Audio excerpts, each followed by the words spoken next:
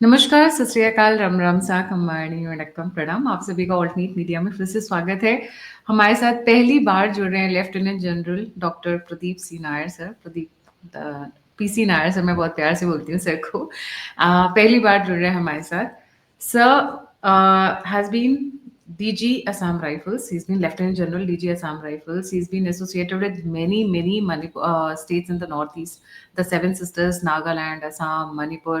He's been posted many places. So अगर मैं ये कहूँ कि अगर बांग्लादेश, म्यांमार, मणिपुर, ये जो पूरा सिचुएशन अगर कोई समझ सकता है ना, तो प्रदीप सर से बेटर कोई नहीं समझ सकता है. For his exceptional services, sir has been awarded many times, but two I will mention here: Yuddha Seva Medal and Ati Vishisht Seva Medal. Apart from that, Chief of Army से भी sir को कई बार awards मिले हुए हैं. Sir, a very warm welcome on the show. धन्यवाद जी। धन्यवाद Gayatri ji. Thanks for having me over. जी सर, बहुत कुछ चल रहा है और ये जो रखीन कॉरिडोर वाली कहानी चल रही है, बहुत अचानक से निकल कर आई. वहां पे रशिया का भी इंटरेस्ट निकल कर आ रहा है, एक वो भी पोर्ट डेवलप करने की तैयारी कर रहे हैं. Then American troops were there, उनको मैंने सुना है कि जमन ने भगा दिया, जो चीफ ऑफ आर्मी है बांग्लादेश के. एग्जैक्टली चल क्या रहा है, बट जो लेटेस्ट है क्यों हम ये टॉपिक डिस्कस कर रहे हैं, that I would like to say the army chief of Bangladesh literally kicked out the Americans from the Cox Bazar. वो आए थे so called services, training, ये वो humanitarian. They always use some or the other very fancy term in order to invade a place. जैसे होता है ना humanitarian grounds, the human rights, Libya में, सोमालिया में, इस तरीके से कुछ बहाना बना कर आए थे. But the things have gone worse. And ऐसा लग रहा है the things are going to take a big turn when it comes to this entire place, Cox's Bazar से लेके रखीन कॉरिडोर, जिसके लिए China, US, India, Russia also has been very interested. So what exactly is going on the whole story? जी sir. असल में गायत्री जी ऐसा है, आपको रखीन देखने से पहले बड़े पैमाने पे आपको म्यांमार के बारे में आपके व्यूअर्स को थोड़ी बहुत जानकारी होनी चाहिए. म्यांमार की जो अहमियत है या importance, that has to be understood before coming to Rakhine. Rakhine आने से पहले आपको विशेष क्या है म्यांमार में, ये आपको हमें पता होना चाहिए. देखो, ये दो ऐसे देश हैं जो हमारे साथ साथ ही हैं पूर्वोत्तर में, बांग्लादेश और म्यांमार. इन दोनों में फ़र्क यह है कि बांग्लादेश की जनसंख्या बहुत अधिक है और म्यांमार में जो एरिया पॉपुलेशन डेंसिटी कम है, लेकिन म्यांमार में रिसोर्सेज बहुत ज़्यादा है. चाहे वो पानी के हो, हाइड्रो रिसोर्सेज हो, या मिनरल्स हो, या गैस हो, ऑयल हो, फॉरेस्ट कवर हो, कई चीज़ें हैं.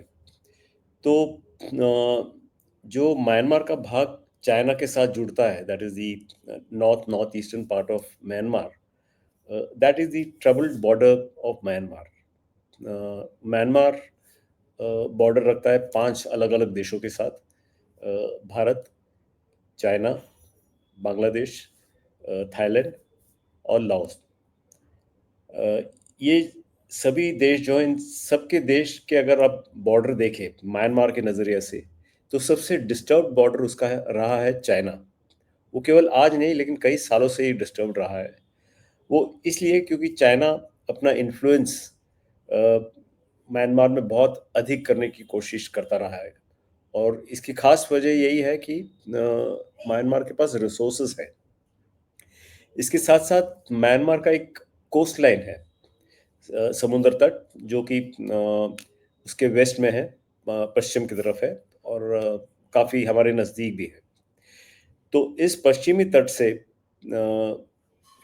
तट तक पहुंचने की कोशिश चाइना कई सालों से कर रहा है. इन्होंने एक डीप सी पोर्ट बनाया है यहाँ पे, चौकफू सी पोर्ट.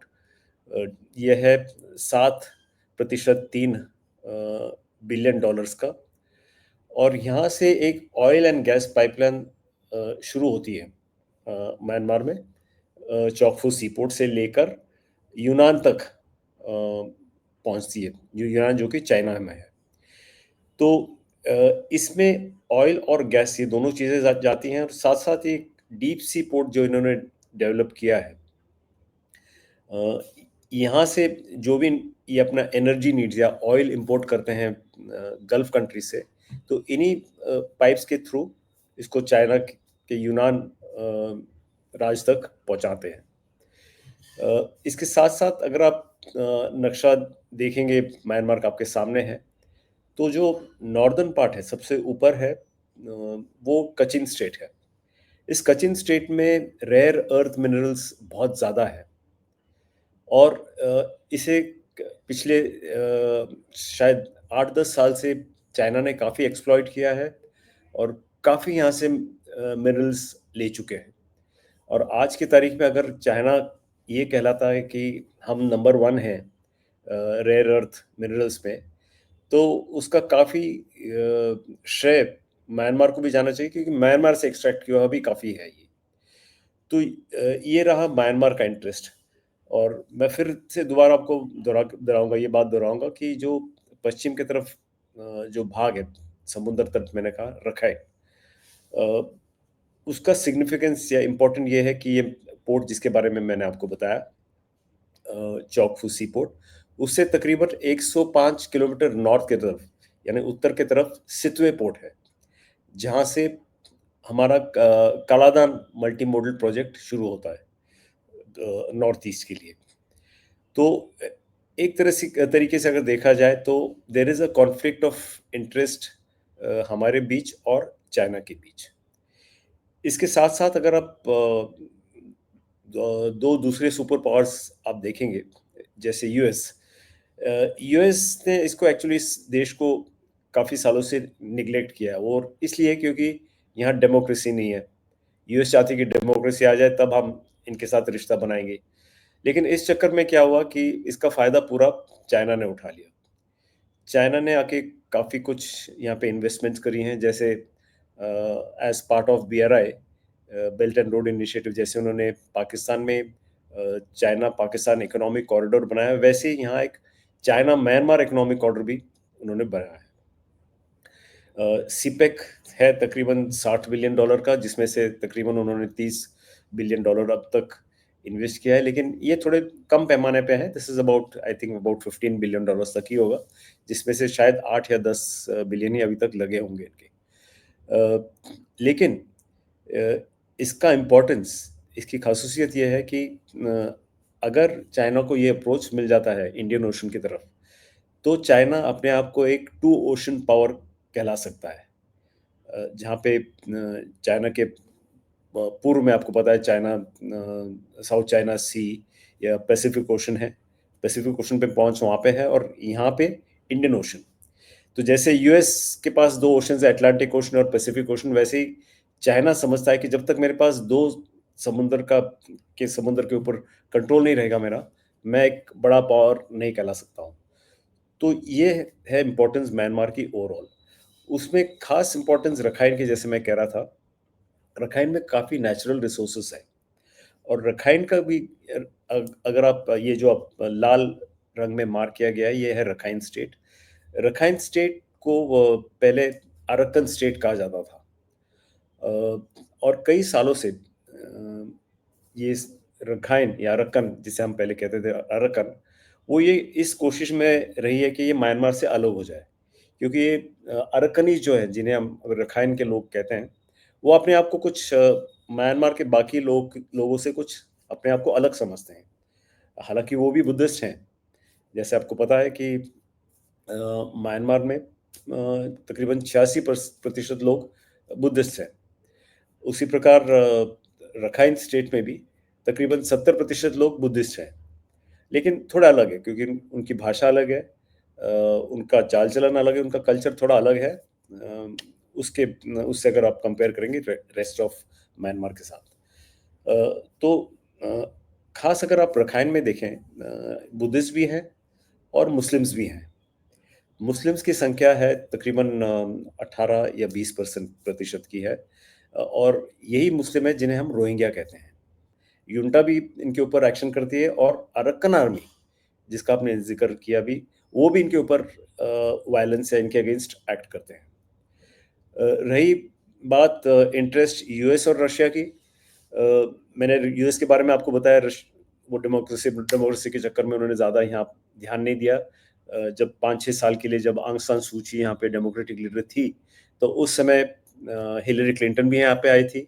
वो फॉरेन सेक्रेटरी हुआ करती थी उस ज़माने में। तो उस समय काफ़ी कुछ यूएस के साथ इंटरेक्शन हुआ, लेकिन जैसे ही 1 फरवरी 2021 को ये कू हुआ वहाँ पे, मिलिट्री रूल दोबारा जब स्थापन हुआ वहाँ पे, तो यूएस ने अपना हाथ हटा लिया। एड या बाकी किस्म की मदद भी इन्होंने बंद करी। तो at the United Nations level पे, उदाहरण के तौर पे सिक्योरिटी काउंसिल में हर देश की तरफ से इन्हें कंडेम किया जाता था, डेमोक्रेसी, एक्सेसेस, ये वो, और हर समय इन्हें बेल आउट करता था चाइना, क्योंकि यूएन सिक्योरिटी काउंसिल का एक परमानेंट मेंबर है, P5 में से एक है। हर समय इसको बचाता रहा है। लेकिन मेरे जितने भी इंटरेक्शंस रहे हैं म्यांमार में, मैं 4-5 बार जा चुका हूँ। मेरा ये अंदाज है, ये मेरी ये रीडिंग है कि वो चाइनीज़ को बिल्कुल पसंद नहीं करते हैं, लेकिन उनके पास कोई और चारा है नहीं। हम उनके साथ चाइना के मुकाबले we don't have those kind of deep pockets, लेकिन एक चीज़ जो हमारी है वहाँ पे, वो है गुडविल। हमें बहुत अच्छा मानते हैं वो लोग। म्यांमार लोग कहते हैं कि हिंदुस्तान के लोग हमारे लिए अच्छा ही चाहते हैं।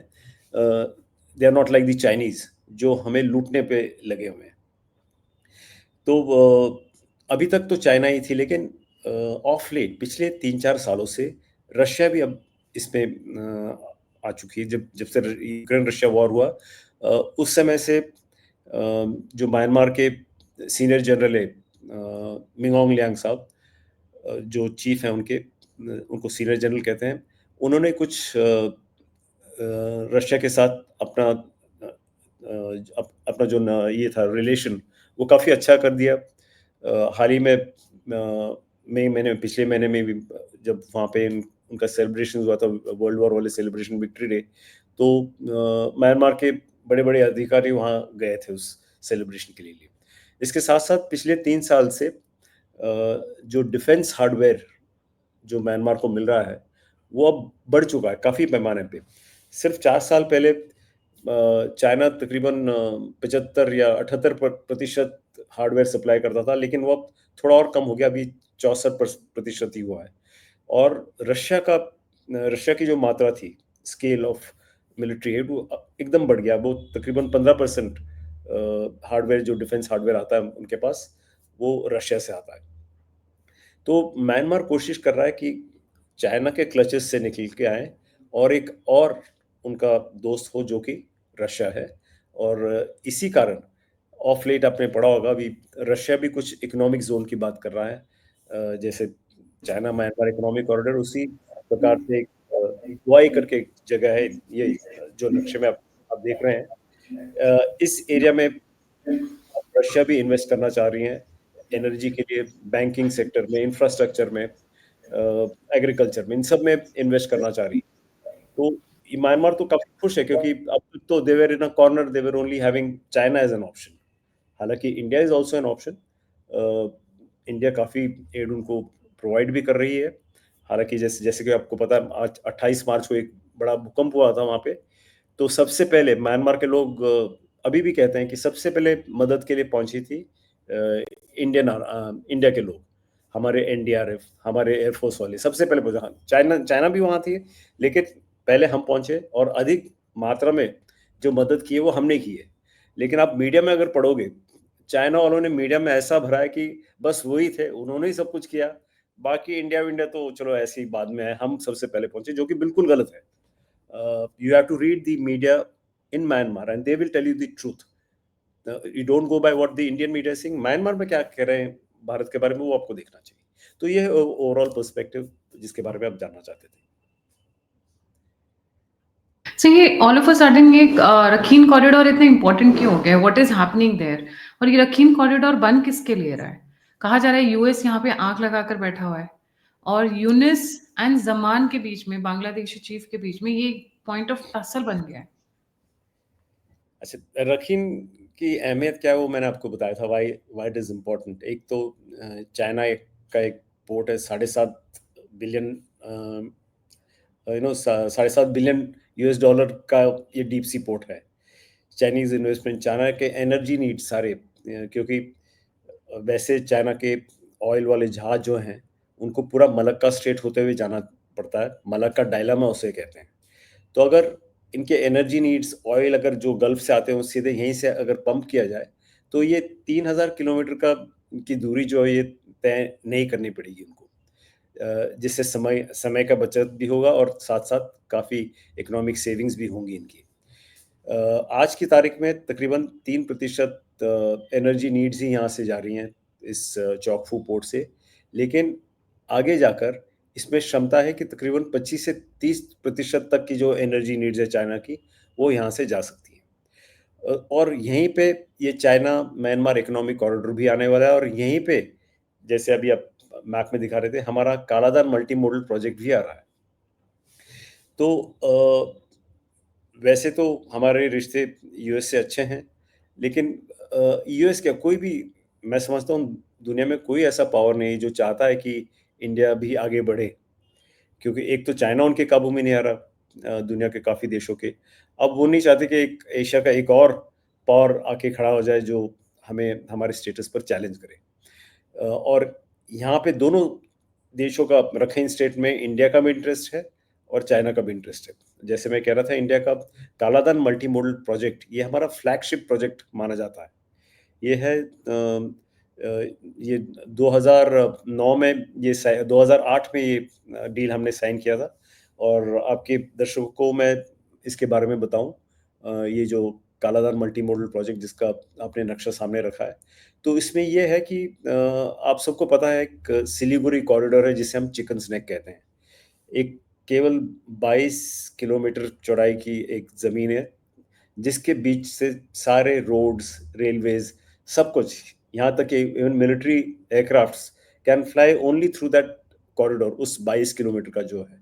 तो इसके कारण बहुत बड़ा चोक है वहाँ पे और नॉर्थ ईस्ट के डेवलपमेंट के लिए ये काफ़ी हानिकारक है। मतलब there have to be more options और उस ऑप्शन के लिए हमने ये कालादान मल्टी मॉडल प्रोजेक्ट बनाया है, जिससे कि जो गुड्स एंड सर्विसेज़ है, वो यहाँ से भी मिज़ोरम के थ्रू जा सकती है और इसको अगर मैं विस्तार में आपको बताऊँ इसका ये है कि कलकत्ता सी पोर्ट से जहाज़ों में गुड्स हमारी जाएँगी और ये सितवे पोर्ट तक जहाज़ों में जाएगी।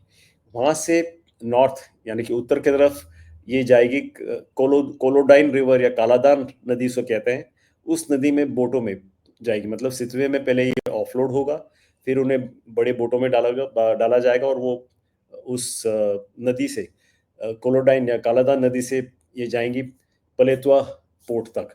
वहाँ पे इनको दोबारा से ऑफलोड किया जाएगा और फिर बाय रोड इसे ले जाया जाएगा ज़ोरुनपुई जो कि मिज़ोरम बॉर्डर पे है इंडियन साइड में। और बीच में पलेतुआ और ज़ोरुनपुई के बीच में एक कलेतुआ नामक जगह भी है। एक फ्लैगशिप प्रोजेक्ट भी यहाँ पे है और चाइना का भी यहाँ पे है। इसलिए ये यूएस शायद यहाँ आना चाहता है और बहाना ये बनाया गया है कि जो वहाँ पे रोहिंग्या हैं, जो ऑप्रेस्ड हैं, उन्हें हम मदद देना चाहते हैं। लेकिन ध्यान में रखने वाली बात ये है कि रखाइन में अगर कोई ह्यूमैनिटेरियन कॉरिडोर पहुँचाना चाहता है बांग्लादेश से लेके, अगर वो रखाइन में आना है, हाँ, इस नक्शे में आपको क्लियर होगा, तो ये कॉरिडोर तकरीबन कॉक्स बाज़ार से लेके साउथ ईस्ट यानी कि नीचे की तरफ दक्षिण पूर्व की तरफ आएगा और रखाइन स्टेट एंटर करेगा। जो बॉर्डर में एक ऑरेंज कलर की लकीर आपको नज़र आ रही है, वो बॉर्डर है बांग्लादेश और म्यांमार के बीच। ये 270 किलोमीटर का एक बॉर्डर है और एक नदी है जिसे नाफ नदी कहा जाता है। ये नाफ नदी इन दोनों देशों के बीच में ये बॉर्डर है। तो यहाँ से सामान ले जाया जाएगा बाय दिस ह्यूमैनिटेरियन कॉरिडोर मतलब एड रखाइन के लोगों के लिए और रखाइन में किसके लिए? रोहिंग्या के लिए। आज की तारीख में तकरीबन 12 लाख शरणार्थी रोहिंग्या शरणार्थी बांग्लादेश में हैं, लेकिन 6 लाख अभी भी रखाइन में हैं।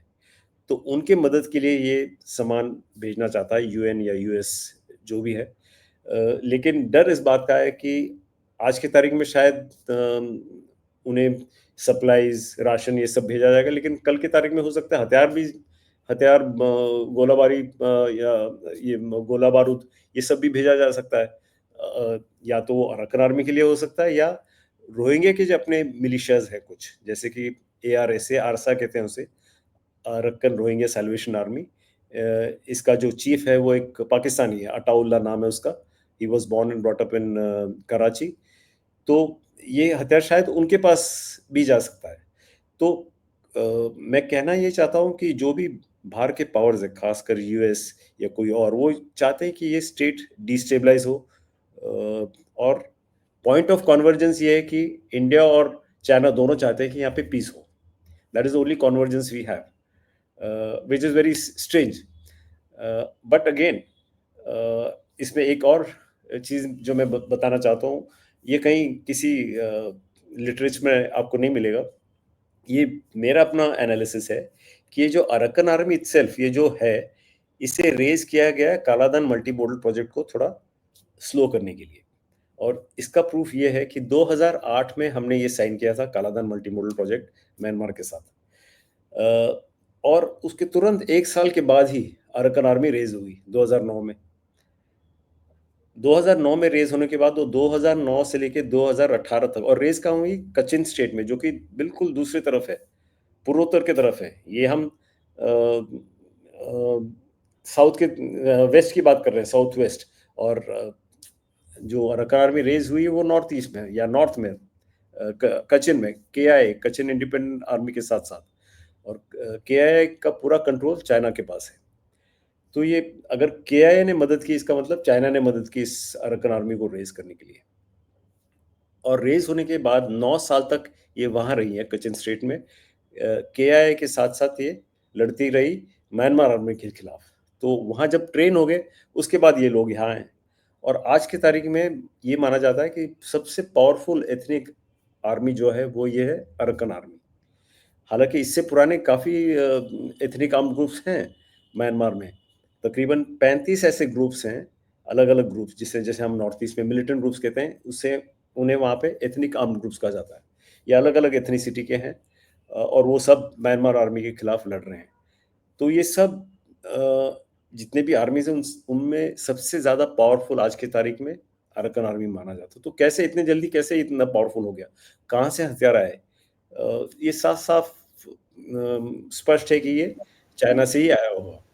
और एक और देखने वाली बात, अरक्कन आर्मी ने जो रखाइन स्टेट के शहर है, 17 शहर है, 17 शहर में से 14 शहरों पर पूरा कब्जा कर लिया है।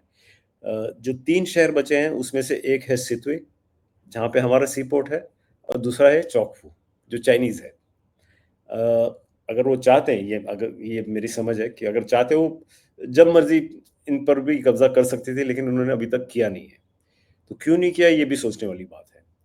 तो ये है इसका इम्पोर्टेंस, इसलिए यूएस भी यहाँ पहुंचना चाहती है, इसी कारण। But sir, Arakan army is pro Bharat, pro friendly, और अगर मैं जुंटा की बात करूं तो junta is pro China, pro Russia, because I No, remember. no, I'll like to correct you. Arakan Army, you cannot say is pro-India. In fact, Kaladan multimodal project अगर delay हुआ है, इसके लिए one of the reasons is इन्होंने इसको बनने नहीं दिया। इन्होंने ही इसको डिले किया, अरकन आर्मी ने ही डिले किया है। इनफैक्ट 2022 में कुछ हमारे इंडियन वर्कर्स को भी इन्होंने किडनैप किया था। 19 वर्कर्स को, हालांकि उनको बाद में छोड़ दिया था, लेकिन उन्होंने ही किडनैप किया। And I think it was done at the behest of China, या चाइना के कहने पर ही ये किया होगा। मेरे दिमाग में ये बात बिल्कुल साफ है कि चाइना पूरी कोशिश करेगा कि ये हमारा कालादान मल्टी मॉडल प्रोजेक्ट ना बने, और इसके लिए वो कुछ भी कर सकते हैं। And for us the interest lies कि we should develop this as an alternate at the earliest. So that is where the problem is. Right. But then what about junta? Who stands with Bharat when it comes to junta or Arakan army? See, we have what None of them. India has done. What India has done is a very good thing, probably the right thing, because we cannot put all our eggs in one basket. We have to engage all the stakeholders. Arakan army, जहाँ तक Myanmar army या जुंडा जिसे हम कहते हैं, इसके साथ traditionally हमारे रिलेशंस बहुत अच्छे रहे हैं। आज आप किसी भी training institute, army, navy, air force के ट्रेनिंग इंस्टीट्यूट में जाइए, आपको म्यांमार के स्टूडेंट्स ज़रूर मिलेंगे। The other thing is, what China cannot give and what only we can give is Buddhism, their access to Gaya. In my multiple trips to Myanmar, what came out very loud and clear is, जैसे हर एक मुसलमान चाहता है कि मैं अपनी ज़िंदगी में एक बार मक्का मदीना जाऊं, हर एक बुद्धिस्ट, खासकर म्यांमार का, उसके दिल में एक ख्वाहिश होती है कि मैं अपने जीवन में एक बार ज़रूर गया जाऊं। तो that connect, cultural connect, which we have, that China cannot give. So that is where that deep-rooted affiliation they feel. In fact, 2017 में म्यांमार के जो प्रेजेंट सीनियर जनरल है, ये 7 दिन के दौरे पे आए थे इंडिया में। उस 7 दिनों में से 2 पूरे दिन उन्होंने गया में बिताई हैं। So that is the, and it is not unique about the people in uniform, it is everywhere. So that is what is unique about them. So what I'm trying to say, Myanmar army के साथ रिश्ते हमारे काफ़ी अच्छे रहे हैं। लेकिन साथ-साथ अभी हम अरक्कन आर्मी को भी एंगेज कर रहे हैं।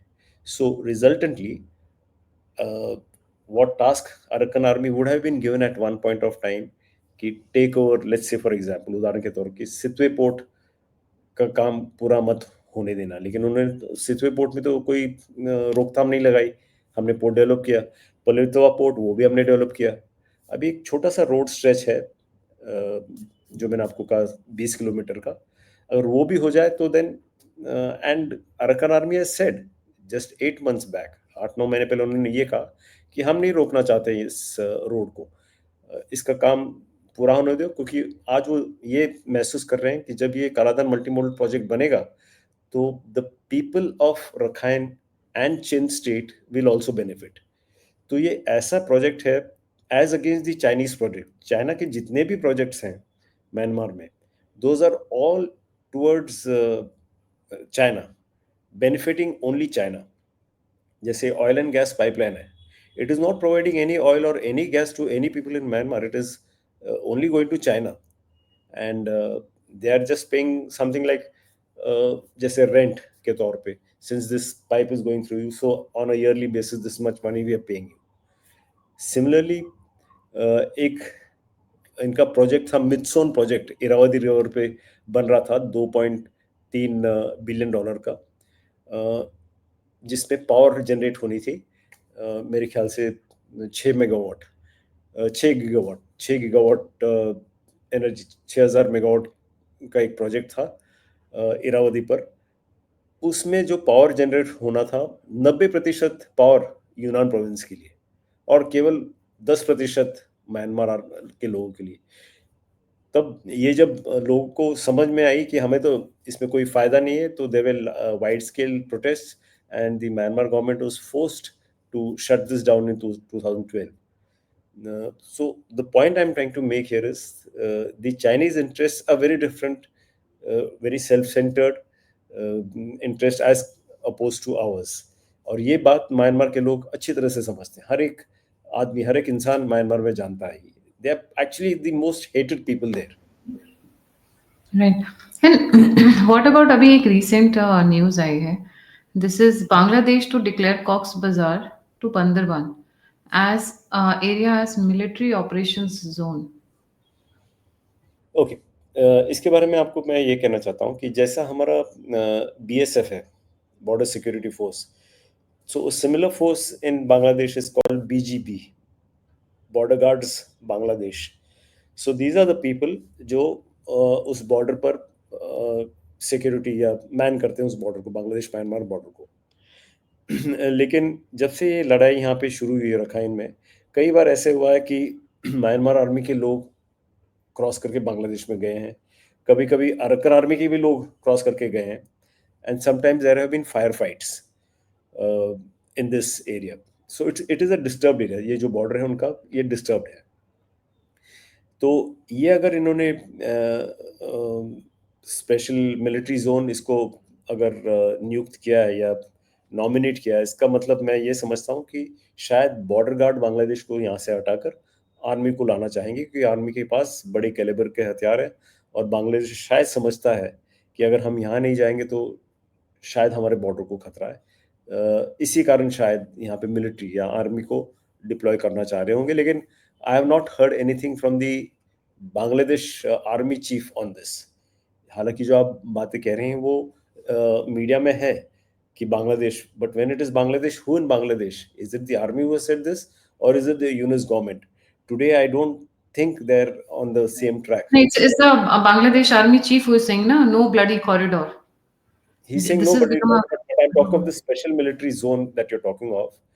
ये किसने डिक्लेयर किया? Has the army chief said that a That was special? by Yunus. That was by Yunus. That is why, that is what I'm saying कि there is a disconnect.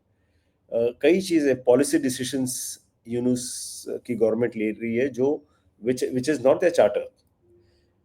शायद ये भूल गए कि they are just an interim government और इनका role केवल एक था कि जल्द से जल्द इलेक्शंस होल्ड किया जाए और नया एक इलेक्टेड गवर्नमेंट आए। लेकिन आज के तारीख में यूनुस साहब तो 11 देशों का सफर करके आ चुके हैं पिछले 10 महीने में। Like any other head of state, he goes and attends everywhere. He's just in Tokyo still, I think, if he has not come back. Tokyo गए थे 3-4 दिन के लिए अभी। तो वो तो ऐसे घूम रहे जैसे वो नॉमिनेटेड प्रॉपर इलेक्टेड लीडर हो।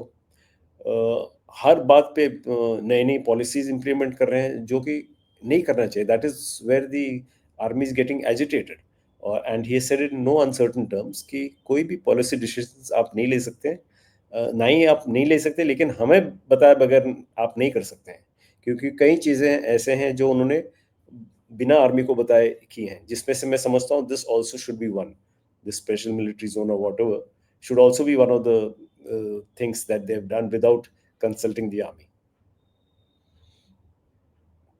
So, what is the current status of the Rakhine corridor? Is it going forward or is it going backward or it is status quo? Oh, see, in terms of क्या ये corridor बनेगा? जब हम corridor की बात कहते हैं तो कॉरिडोर का एक स्टार्ट पॉइंट होना चाहिए और एक फिनिश पॉइंट होना चाहिए कि कहाँ से शुरू होता है और कहाँ खत्म होता है। तो शुरुआत तो जैसे मैंने कहा नाफ नदी के पश्चिम की तरफ, यानी कि वेस्ट ऑफ नाफ नदी, वहाँ से यानी कि बांग्लादेश से लेके ये जाएगा नाफ नदी के पूर्व या दक्षिण पूर्व की तरफ, यानी साउथ ईस्ट की तरफ, which is in Rakhine state. अब यहाँ स्टेक होल्डर्स कौन है? यहाँ स्टेक होल्डर्स हैं Bangladesh army and Yunus government, the main people here, and of course you have the Rohingyas refugees who literally have no say because they are all in camps, Cox's Bazar में, भाषण चार island में, यहाँ वहाँ फैले हुए हैं। So they literally have no say other than the Arakan Rohingya Salvation Army, which is a nuisance for Myanmar. उस तरफ अगर देखा जाए, Myanmar, who are the stakeholders? कौन है म्यांमार में? अरकन आर्मी है, म्यांमार आर्मी है, ये दो आपस में लड़ रहे हैं और ये लड़ रहे हैं और ये रोहिंग्या के खिलाफ भी हैं दोनों। तो अगर, और फिर दूसरा स्टेक होल्डर वहाँ चाइना भी है, हम भी हैं, इंडिया भी है। So unless it has the conference of all of them, it cannot, it's a no go. तो हालांकि मीडिया में काफी कुछ आ रहा है, ये बन रहा है, कोशिश जरूर है, ये मैं मानता हूँ, लेकिन क्या ये कोशिश सफल होगी या नहीं, आई एम क्वाइट स्केप्टिकल। मैंने समझता कि ये कॉरिडोर बन सकता है। So it is more hype than substance. So who gains when it becomes the Americans gain if the Rakhine corridor comes into picture, right?